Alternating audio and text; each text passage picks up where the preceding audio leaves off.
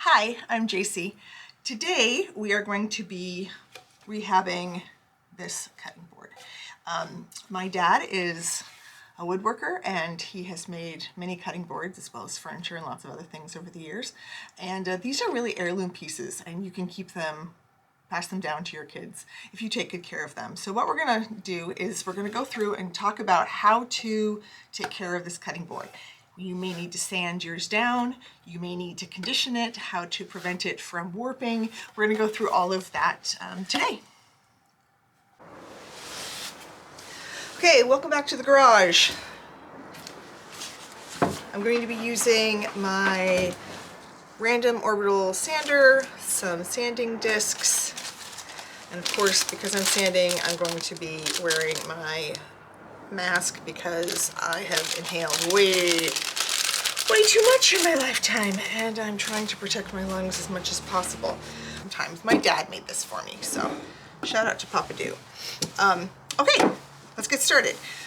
You might only need to jump straight to the conditioning phase. You might not actually need to start with sanding. If you don't have deep grooves and stuff in it, then you can just move straight on to the conditioning phase. But for now, you're gonna need to sand.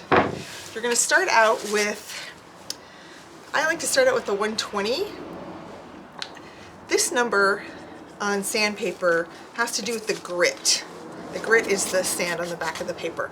So the higher the number, the finer the grit, the more little particles per square inch there is. So you always want to start with a low number, 80 or 100, 80 if it's really badly grooved, 120 would be great, and then work your way up. So then to the 240, then up to the 320. For this project, I'm not going to go higher than a 320. I don't need a mirror finish on this. So I'm going to start out with my 120.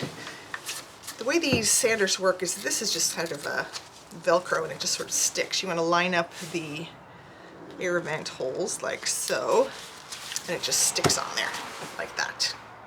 All right, let's do it. You're going to start, this is a random orbital sander, which means it kind of wobbles on purpose as it spins, and that's so that you don't end up with grooves. If it stays in one spot, then it's just going to dig a groove. So if it kind of wobbles, you can move it and it doesn't leave ridges in your work.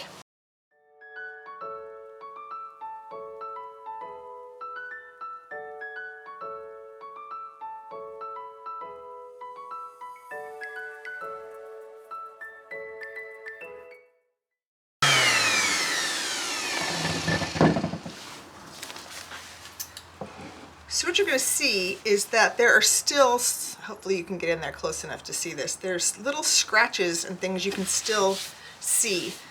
That's totally up to personal preference, how much you care. You need to sand down though until you get rid of all of these little cut marks if you care, if you want it to just be perfect. If not, then this is probably good enough and you can move on.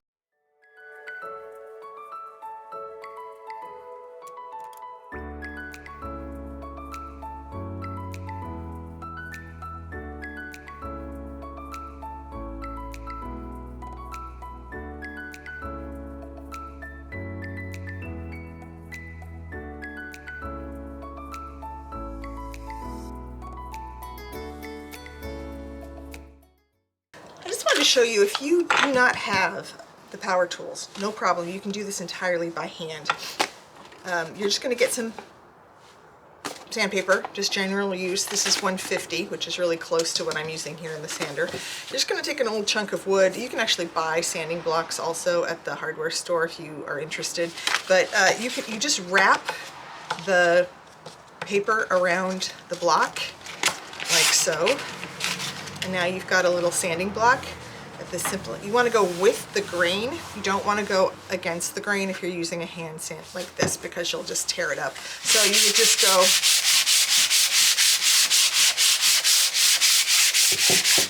like that. So it's really simple if you're going to do it by hand. It takes a lot more elbow grease, but it's totally possible to do. I'm going to call that good. You can see that there's still, if you get it the right light, there's little bitty scratches still in this.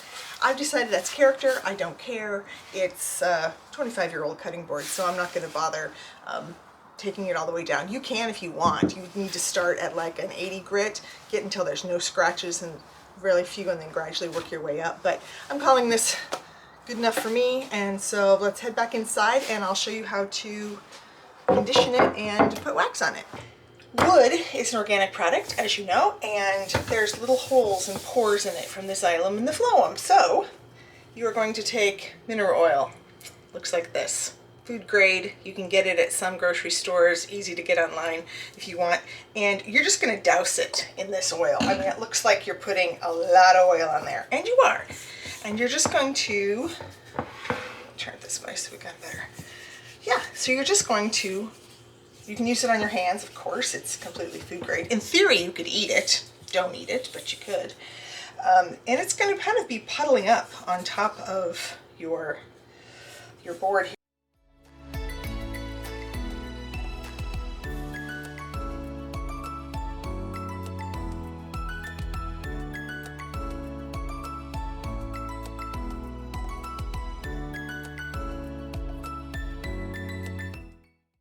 So really put a whole bunch and then let it sit. Okay, let's go down the rabbit hole. A 2023 study has found that plastic chopping boards slough off microplastics, and that every person ingests somewhere between 7 and 50 grams of plastic every year from using plastic cutting boards. If you add that up, that's somewhere around 1 to 8 pounds of microplastics that you will have ingested over the course of your lifetime. They don't know quite yet the long-term health effects of ingesting this amount of microplastic little particles, but it's probably not good. So consider wooden cutting boards as an alternative.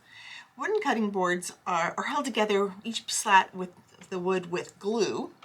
That glue, however, it's called Tight Bond, is what most people use, and it is a non-toxic FDA-approved glue, so you're getting very low exposure to that glue because the glue is between the boards, not on top. So even if you sand it down, the amount of glue that you're exposed to is very small, and it's a risk I'm willing to take. So please do consider wooden cutting boards as an excellent alternative. Plus, if you take good care of them and condition them, especially after you use sanitizing solution, they'll last you an absolute lifetime. Okay. While the mineral oil is soaking into the cutting board, we are going to make our wax solution. I'm doing this over an open flame. Be super careful if you do it this way. A lot of people like to use a double boiler. This is 1 cup of mineral oil, same stuff we put on the board. The ratio of this mixture is 4 to 1. So this is 1 cup of mineral oil, and then 1/4 of a cup of beeswax. This is the organic stuff. It's in little, I find in little pieces it melts easier. And I just realized I should not. Don't dump the beeswax in over the flame, because if you drop even the tiniest piece, like I did, it's going to melt on your stove and it's going to be a mess. Yee! Come here, little guy. Okay, got it.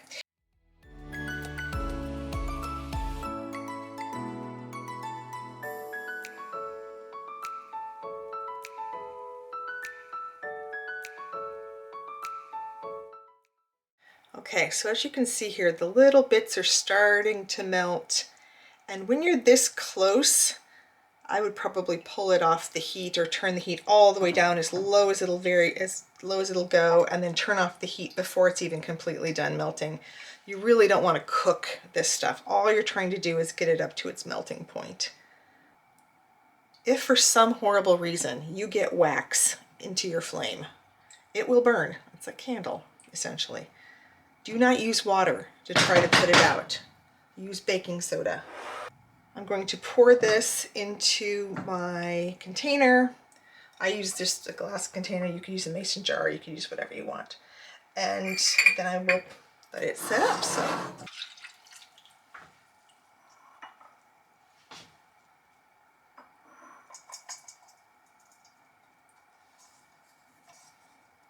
tip, if you roll it like that, the drip will end up in the pan.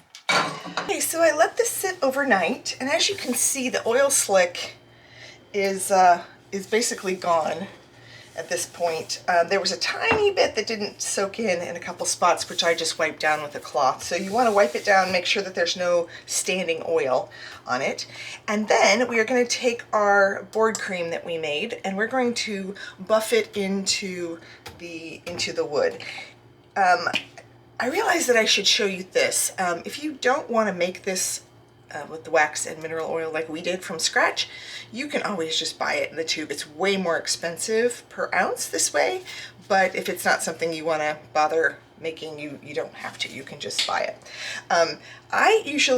It's just a cream, as you can see, and I actually use my hands usually. This is just the heat from my hands kind of help work this in, and you don't have to use your hands if you don't want to, but the heat kind of helps.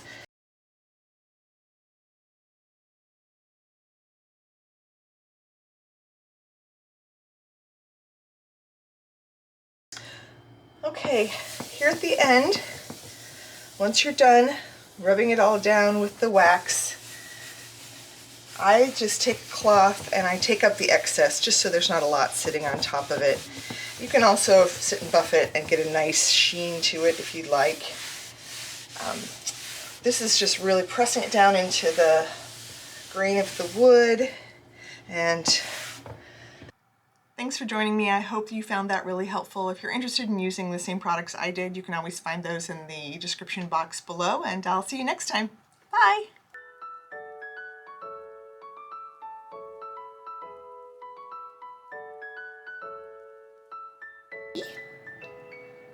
You can help me do my editing? Yes, come to the lap. Let's do it.